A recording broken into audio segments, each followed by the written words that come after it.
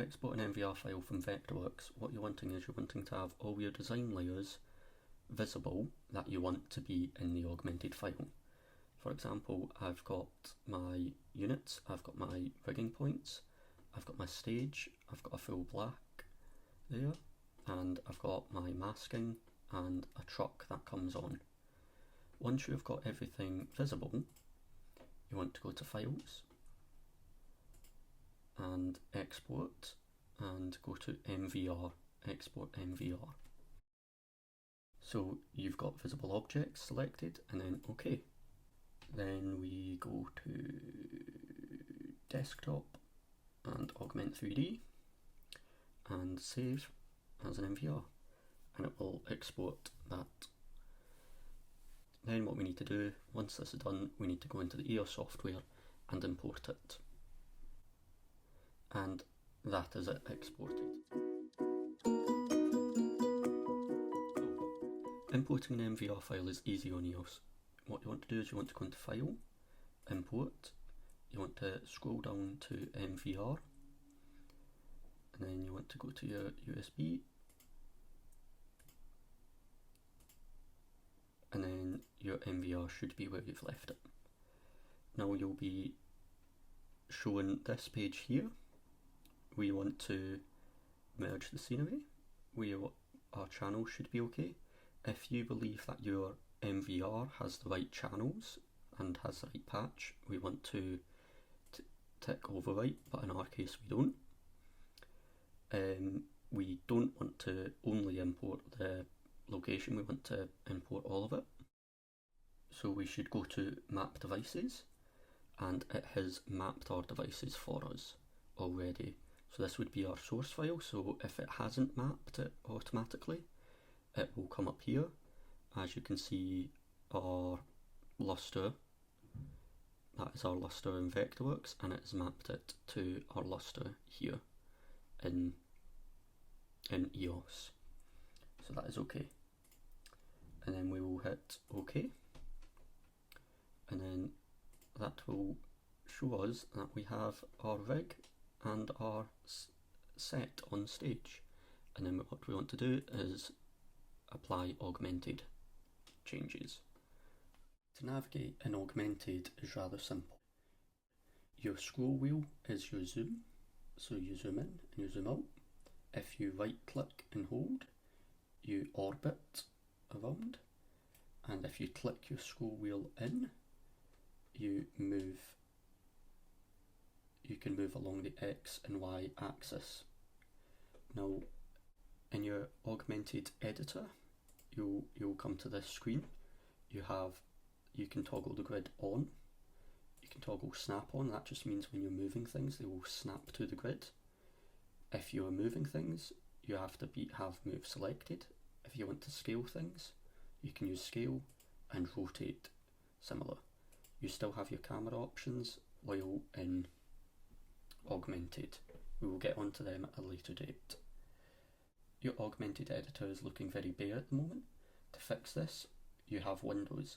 If you're looking for something, or if something is on my screen which you do not have, it will be under Windows. Hierarchy is just everything that is in the augmented file. So my lights, my set, all of the above is in the hierarchy. Now the library is where you get your reference points and your stocks. We will go into these later. Your inspector is how you name things, and you can change the positions, you can rotate it, you can make it invisible, and you can lock it for editing. You then have your preferences, which is your settings in augmented, just in one place. So you've got all your fixtures, your stick beams, all of this will be coming onto, but in a different window. We will not be looking at materials in this video, and we will not be looking at the logs as well. All you need to know for this tutorial is how to get around in augmented. When you've done editing in the editor, you need to apply augmented model changes or revert. You can also do this with the cog in the bottom left. You can apply and that will take you out of editor.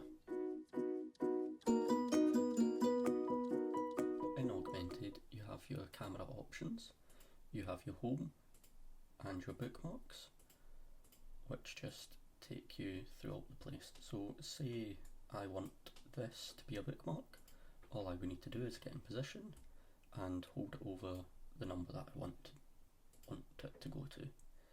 Bookmark 5 will forever be that position unless if I change it. So we can have it fit to section, which is the whole thing, or if we have something selected, it will just focus on that fixture.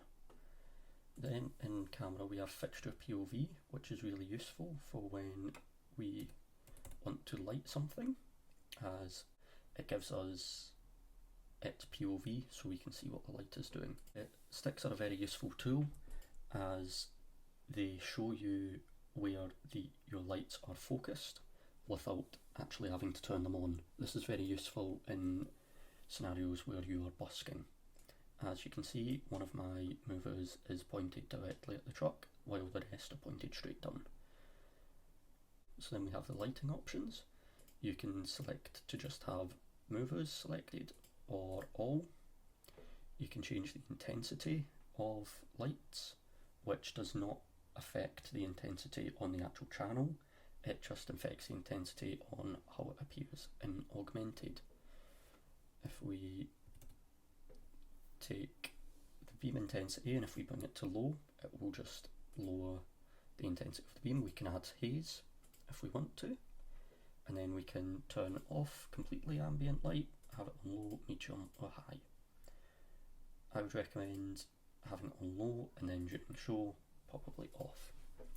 In the options we have our quality. Now this matters a lot. On desks you can only get low and medium quality, but on Nomad, as if you've got it on a laptop or a Mac, you can have it in high and ultra. This is very useful and this is why it's always good to run a tether.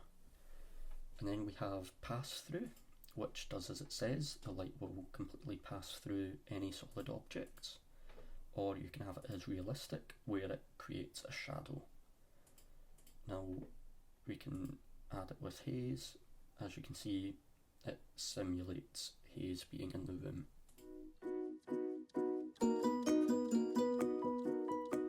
Now if you notice, I've got channel 1 focused at the back wall at the bottom where there is a join, but in my Augmented file it is not focused to the bottom of the back wall, but it is slightly higher and slightly more stage left. To change that, we can do two things. Both involve going into the patch.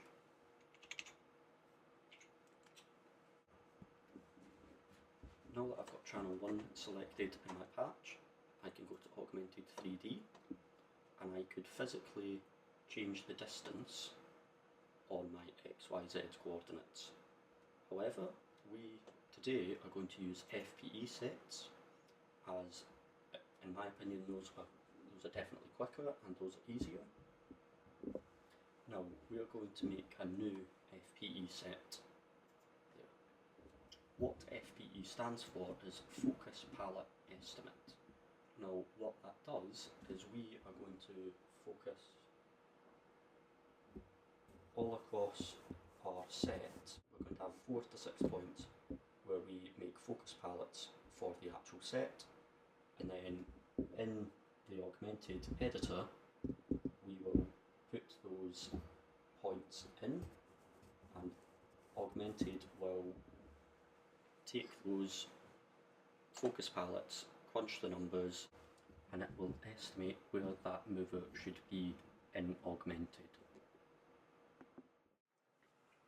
As you can see, I have made the focus palettes for the very downstage right, for the centre stage, the downstage right,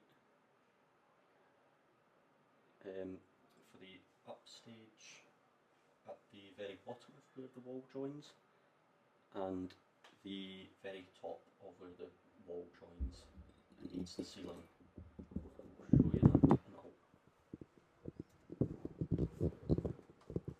You can kind of see it there, where the ceiling and walls join. I've got a focus palette on there. Those are the beginnings of my FPE points.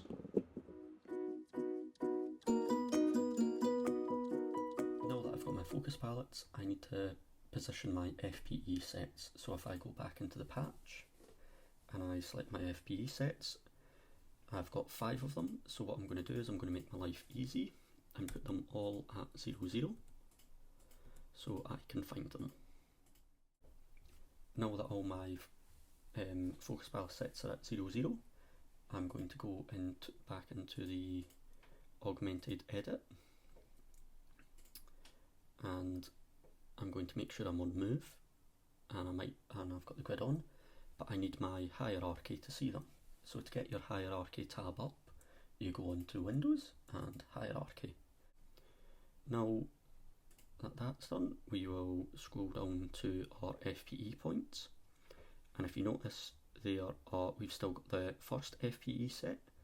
So what we'll do is we will make all the FPE points, we will change colour swatch. I've just right clicked there, and I'll make this one light blue, and point 2 I will make lime, 3 I will make pink, 4 I will make white, and 5 I will keep as red. So if I take my first point, zoom in, and then I can simply move it across.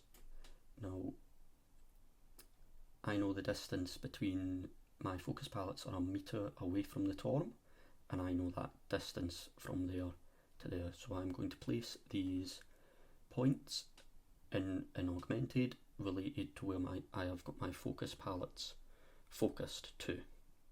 So now that I've got my FPE points in place in augmented, I'm just going to hit done and apply model changes.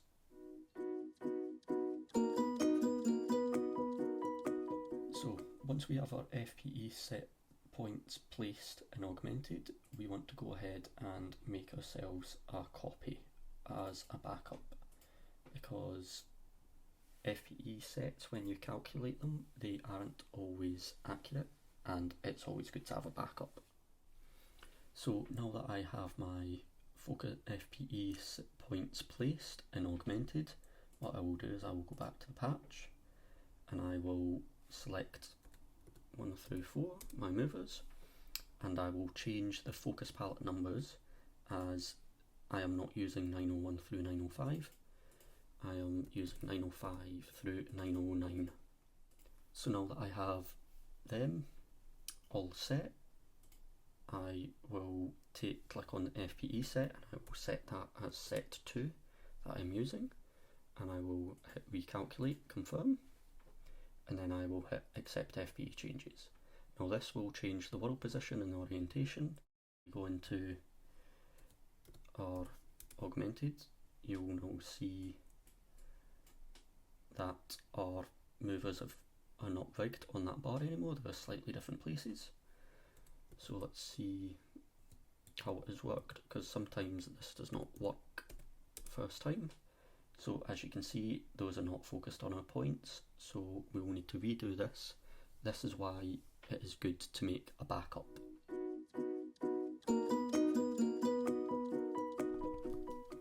So I had my tormentors in the wrong place, so I have updated my focus palettes in real life, and I have updated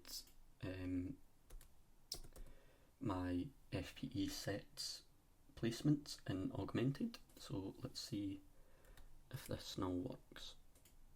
Confirm, accept, and then let's go into live. So 1 through 4, focus palette 906, and yep, that is good enough. That is good. Now with focus palette estimates, they won't be exact, but you don't need it to be extremely precise. So this is good enough for what I need it to be. So yep, these are now in the right place. So you often have scene changes and the set changes. For example, in this show, we have a truck that comes on there, and it comes through the wall as it's a false wall, and it sits centre stage square on. Now I can obviously do this in the augmented editor, but during a show I want it to just go into position during a cue. The way to do that is to go into the patch, and I would recommend taking a channel that is way out the way, so I'm going to use 3001. Well, I'm not going to use that because that's where my hazer is, so I'll take 4001. So what we want to do is we want to take type, and we want to go to manufacturer, and we want to go to etc, and etc fixtures, and then we want to go across until we find scenic element, and to take that, and we want to go movable. Now this doesn't take up any of your patch, this is just a virtual fixture that helps you move things. So if we go into our augmented editor, and under the hierarchy we will find channel 4001. What we want to do is we want to find our Queen of the Night truck, that's what it's called. So if you select it, it will show you it. And then we want to take our Queen of the Night truck, and we want to drag it down and drop it into 4001. So it has a wee drop down bar now, and the Queen of the Night truck is there. So if we apply changes, and then we select 4001, we can take the X focus and move it around with the fixture. So I want it to be straight on, so that's it at the edge of the stage, centered. So now that I have my Queen of the Night truck centered, I can record this as a cue. So I'll record Q1, enter. And then what I will do is I will take the truck off stage and record that as another cue. So focus, and I will take that off, and then I will record this as Q0.5.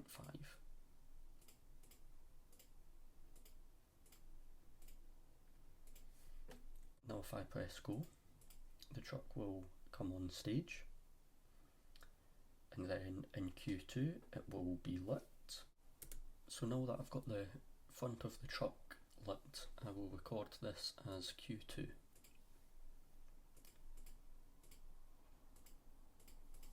So if we go back into Q0.5, our Q stack will look like that. Q1 will bring the truck on.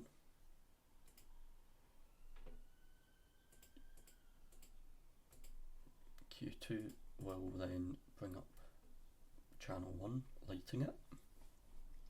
And in this queue, I want to worry about sight lines from the auditorium here. So what I can do is I can record this as a snapshot, and if I record snapshot, let's say it will be 102, because that's where I keep my snapshots for queues, and then I go into Q2 and I execute snapshot 102. Now what that will do is it will put me in that view for when this light comes up. So it brings me to this view so I can see the light and watch out for sight lines. say for example there is a chair meant to be on stage but it's not in your Vectorworks file, that is no problem as you can get it from the library.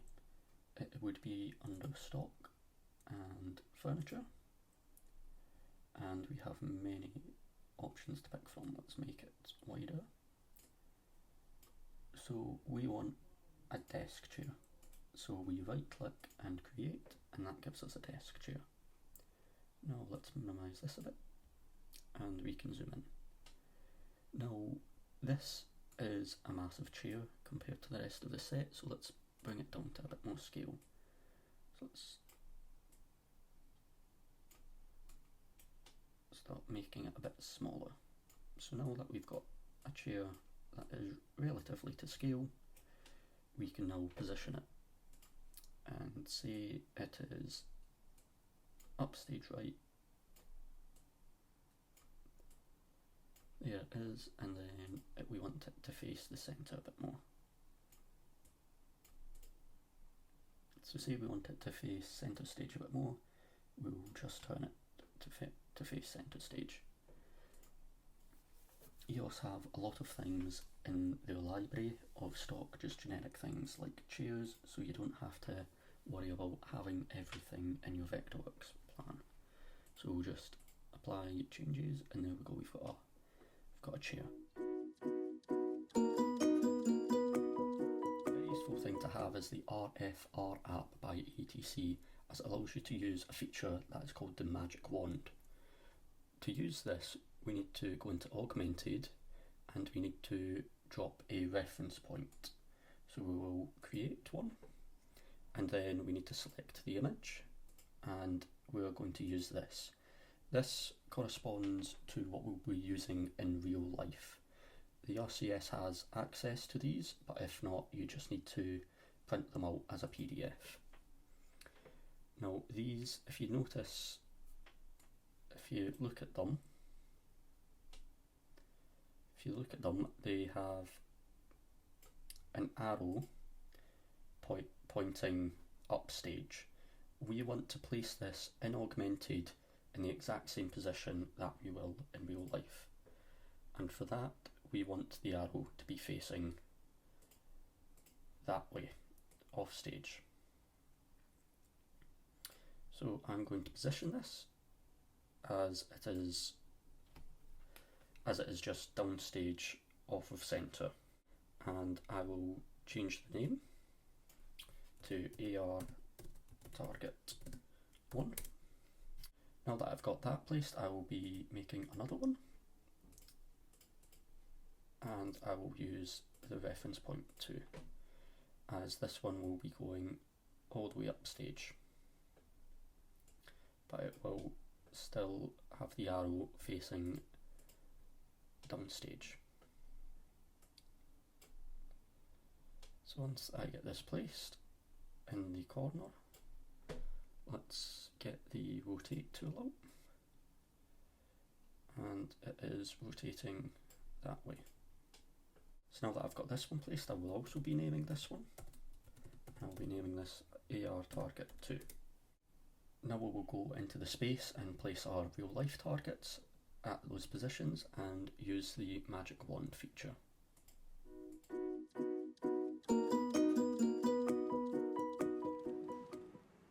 So I'm on the app. First of all, you want to go to ML controls and press on wand. Go to the reference that we have there, and we can see that it's dropped an arrow, so it knows where we are. If we look up at our movers, we can select them, channel 1 through 4, and then we can turn them on by simply swiping up and swiping down. And then if we press the find me, which we are on, we press, as you can see, the movers are now pointed towards me, and with a mere swipe up, I am now lit. They will follow the phone, so if I put the phone on the ground and hit find me, they will go and focus to the phone. Now, we do get AR drift, so every now and again you have to go back to the reference. Now we have another reference up in the corner here, and we can use that closer to find me here. Now what is very good is we've got a water cooler that isn't in our augmented file. So since this is the place where it is going to be, I can bring my phone across and I can hit the bottom right, and this is a reference point. So I want to press a reference point and OK. And what that has done is, in our augmented file, it will have dropped a reference point. So for example, say if stage management came and put a chair here, or any one of these spike marks, I can simply place my phone at it, reference point. So cancel. This is actually the corner of the Queen of the Night. So give it a reference point, OK, and there'll be a reference point in augmented there, which is pretty bang on. We can use the wand tool, and if we press it, we can, let's get a reference back. The wand, we can point it as a wand. It is following where I point it to. Say I want to point it at that cabinet there, I can point it at the cabinet. Now say someone is coming through the doors, if I point it onto the door, I can set the focus height on this. Ironically enough, it's not focusing, but no, I can set the focus height to 1.5 meters, and I can have it at the store. So I'm fully in the light at 1.5, and I can record that as a focus palette or drop a reference there. Say someone comes through that breakout wall, we point it, I point my phone at the floor in the breakout wall, it comes through. I can take the focus height off and merely just point it at the breakout wall. And the light and all my movers have went onto it.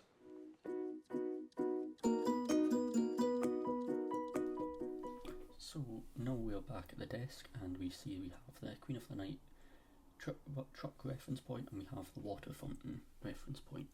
So if we go into our edit, what we are going to do is we are going to find something to substitute as a water fountain. Now our best bet would be in objects, and no, so what are we going to use? We'll use a barrel. So we'll create a barrel, and then we'll see that it's there. So let us select our water fountain reference point. I've just renamed it. So the way you can rename it is bringing up the inspector. You can rename it just there. So let's bring up the inspector again, and we can get the world position for it. So I'm just going to copy this and put it into its position.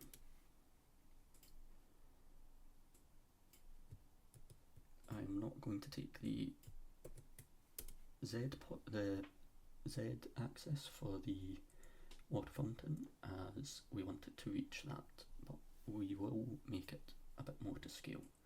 So it's a lot skinnier.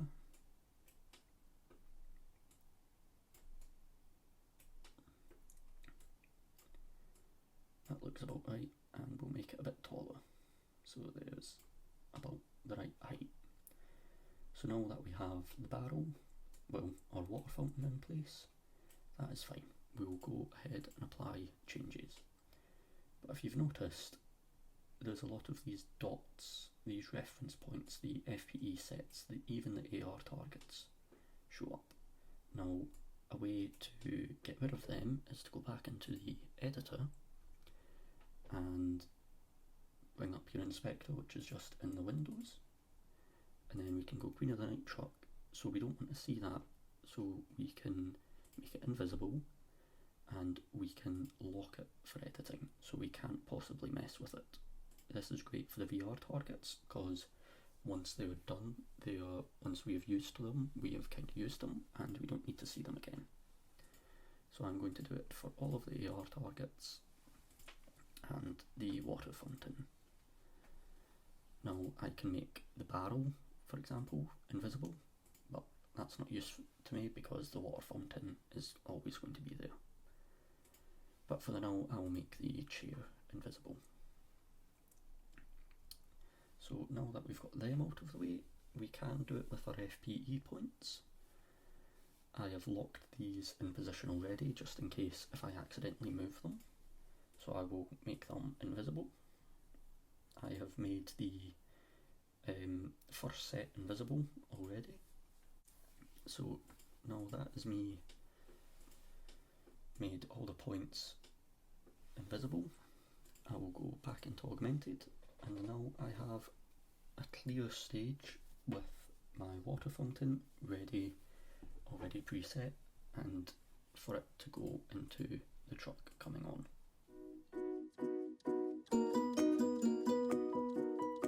If you want to upgrade your quality from medium to ultra, you will need to set up a tether. Now, how to do that is you need the EOS software on a laptop or computer, and you'll have to network that in or simply hardline it in. I have hardlined hack into it. So I've just got a Cat5 coming out from my Mac into the back of the desk, and I'm going to set it up as an Augment3d tether. Now that is waiting for the console to connect. So if I go back to the deck, what I will have to do is go into device, check the network. I'm in port 3, IP and all that's correct. I've put Obtain IP automatically, and then there is a tab for Augmented down in the corner. Click on that, and since we do have a network set up on this, a couple of them showed up, but we click on my MacBook, it has to be the exact same version as you're running on the desk, and then simply connect to Server. It will take a second.